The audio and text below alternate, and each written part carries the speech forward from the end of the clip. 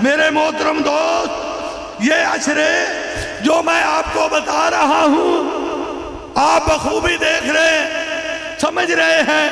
میں کوئی دین سے ہٹ کر بات نہیں کرتا۔ اگر میں نے پہلے آپ کو رمضان کے عشرے کا تعارف کرایا ہے تو سارے مسلمان اکٹھے ہوتے ہیں، چاہے وہ کسی مسلک سے تعلق رکھتا ہو تو وہ اس عشرے کو مناتا ہے۔ تو میرے مسلمان دوست، جب یہ ذو الحجہ کا عشرہ آتا ہے جسے ابراہیم کا عشرہ کہتے ہیں، اسماعیل کا عشرہ کہتے ہیں، حاجرہ کی یاس کا عشرہ کہتے ہیں اور حج اکبر کا عشرہ کہتے ہیں، تو اس میں وہ ساری کی ساری سنت ابراہیمی، صفا و مروہ کا سفر، حج کے پورے احکامات اس میں چلتے ہیں۔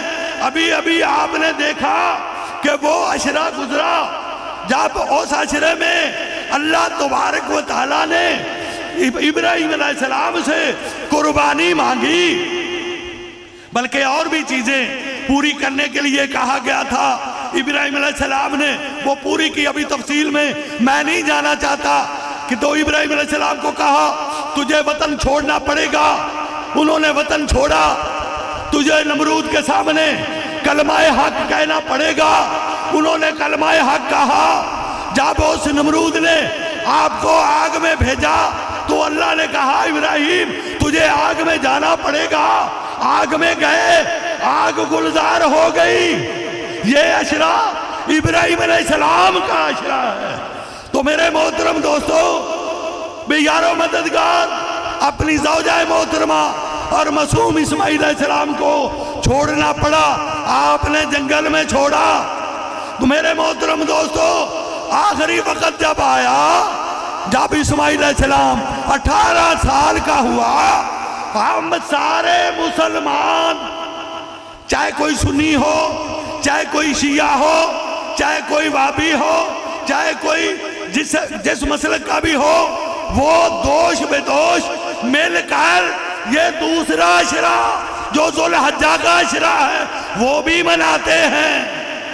تو میرے محترم دوستو، تو پھر میں سوال کرنے کے لیے حق میں جانب ہونا، مجھے سوال کرنا چاہیے نا کہ اسلامی مہینوں کا جو پہلا مہینہ ہے جسے محرم الحرام کہتے ہیں، جسے محرم الحرام کہتے ہیں، تو محرم الحرام کا ذو الحجہ کی طرح پہلا عشرہ یکم محرم سے لے کر 10 محرم الحرام تک، یوم عاشور تک، آج کے دن تک زہرا کے لال نے قربانی پیش کرنے کے لیے یہ منایا۔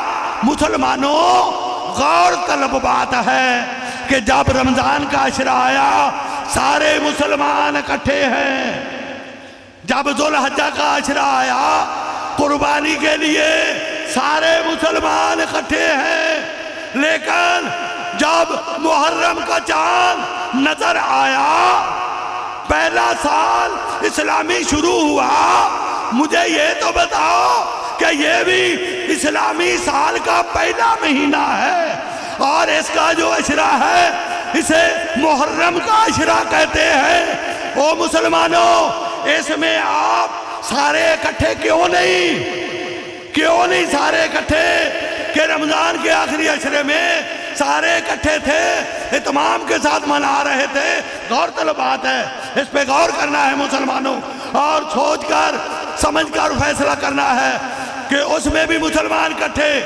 اور ذو الحج کا جو پہلا عشرہ منایا گیا ہے، ابھی 20 دن پہلے، اس 20 دن کے بعد یہ محرم الحرام کا عشرہ آ جاتا ہے، تو اس میں صرف اور صرف حسینی عزادار رہ جاتے ہیں جو رمضان کا عشرہ بھی مناتے ہیں، جو ذو الحجہ کا عشرہ بھی مناتے ہیں، وہ قربانی پیش کرتے ہیں۔ لیکن جب محرم کا مہینہ آ جائے تو کیا یہ حسین کا عشرہ ہے؟ کیا یہ کربلا والوں کا عشرہ ہے؟ یہ بی بی زینب کا عشرہ ہے؟ یہ بی بی زینب کی اس بے ردائی کا عشرہ ہے کہ جس میں گلستان زہرا اجڑ گیا، حسین کے نونہار رول گئے، دشت بلا میں اپنی اپنی جگہ پہ قربانیاں پیش کر رہے ہیں۔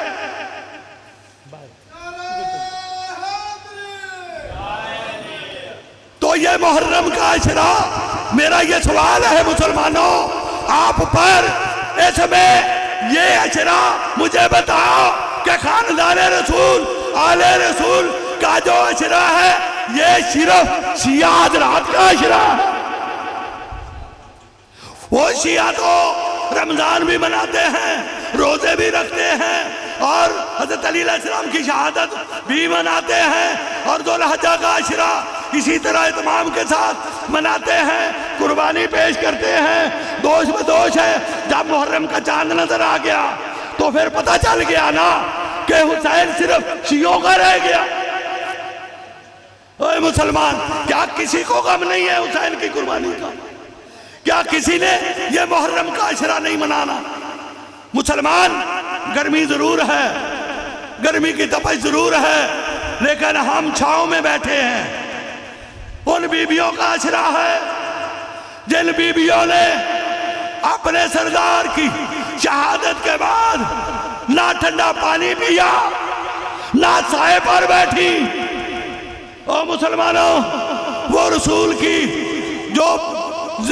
کی بیٹی فاطمہ الزہرا کا یہ لال ہے، حسین جس نے چکیاں پیس پیس کر پالا تھا۔ مجھے یہ تو بتاؤ، کیا حسین مظلوم نہیں ہے؟ کیا حسین دشت بلا میں بے جرم و خطا نہیں مارا گیا؟ کیا حسین کے بچوں کا کیا قصور تھا؟ صرف یہی قصور تھا نا کہ انہوں نے ایک فاسق کی بیعت نہیں کی، ایک ظالم کی بیعت نہیں کی۔ تو میرے مسلمان دوست، مجھے سمجھ آ گئی کہ سارے عشرے مسلمانوں نے اکٹھے ہو کر منائے ہیں، مگر محرم کا عشرہ تو مجھے پتہ چل گیا کہ یہ خاندان رسول کا عشرہ ہے۔ تو دیکھو، رسول 7 سال کے امام حسن تھا، امام حسین تھا جب میرے آقا اس دنیا سے تشریف لے گئے۔ تو کتنی زندگی حسنین کریمین نے رسول مجسم کے دور میں گزاری، اور کتنے واقعات پڑھنے کو ملتے ہیں۔ حسین مظلوم کربلا اور حسن علیہ السلام نے ٹوٹل 6 اور 7 سال رسول کی زندگی میں آپ کی ظاہری حیات میں گزارے ہیں، اور ان شہزادوں کے جو میرے پیارے آقا سرور کونین کے منہ سے الفاظ نکلے ان کا شمار کر لیں تو عزیزان محترم، پیارے آقا نے فرمایا، ان الحسین مصباح الہدی و سفینۃ النجاۃ۔ میں بڑے اطمینان کے ساتھ پڑھ رہا ہوں، میں سمجھا کر پڑھ رہا ہوں، میں حسین کا تعارف کرانا چاہ رہا ہوں۔ میرے بعد میرے محترم لوگ جو انہوں نے مجھے ٹائم دیا ہوا ہے، میں نے اسی میں پڑھنا ہے، اپنے موضوع کو کور کرنا ہے۔ وہ بہتر جانتے ہیں کہ جنہوں نے یہ اشارہ کیا ہے، میں ایسے یہ آج کی مجلس میں ہم یہ فالتو ٹائم ایسے نہیں گزاریں گے، یہ نہیں لگائیں گے۔ کیوں کہ اس تپتی ریت پہ، اس دشت بلا میں صبح سے لے کر ظہر تک لاشیں اٹھا رہا ہے علی کا لال، زہرا کا لال۔ کبھی جوان کا لاشا لاتا ہے، کبھی 13 سال کے قاسم کا لاشا لاتا ہے، کبھی علی اکبر کی چھاتی سے برشی نکالتا ہے۔ تو عزیزان محترم، کبھی عباس علمدار کے کٹے ہوئے بازوؤں کا لاشا نہر فرات سے لاتا ہے۔ تو عزیزان محترم، دیکھے کہ وہ صغیر جو چھوٹا سا بیٹا مظلوم کربلا کا، جب مولا حسین سارے لاشیں کربلا سے الوداع کر کے ان کو پرسہ دے کے آپ واپس آ چکے ہیں، تو آپ نے ایک لفظ، ایک استغاثہ کیا ہے دشت بلا میں۔ کیا لفظ بولا ہے حسین نے؟ حل منا سر ینصرنا۔ حسین کے منہ سے یہ لفظ نکلا کہ حل منا سر ینصرنا، حل من مغیث یغیثنا۔ او مسلمانوں، پینگے میں حضرت رباب کے خیمے میں، چھوٹے سے پینگے میں ایک 6 ماہ کا جو 14 دنوں کا معصوم تھا، جب مدینہ سے چلا ہے 3 دن سے ماں کا شیر خشک ہو چکا ہے، بڑا مطمئن طریقے سے اپنے پینگے میں لیٹا ہوا ہے، لیکن جب بابے کا استغاثہ سنا ہے نا، حسین کا یہ اشارہ سنا ہے نا کہ میرا باپ غریب الوطن، غریب کے ہو کے کربلا کی سرزمین اس گرم ریت تپتی پر پکار رہا ہے مدد کے لیے، تو عزیزان محترم علی اصغر نے خود کو جھولے سے گرا لیا، خود کو جھولے سے گرا لیا، فوراً طائف عیسیٰ کو بھیجا گیا، جاؤ باہر جا کر بتاؤ مولا حسین کو کہ اصغر بیتاب ہو گیا ہے۔ عزیزان محترم مختصر کرتا ہوں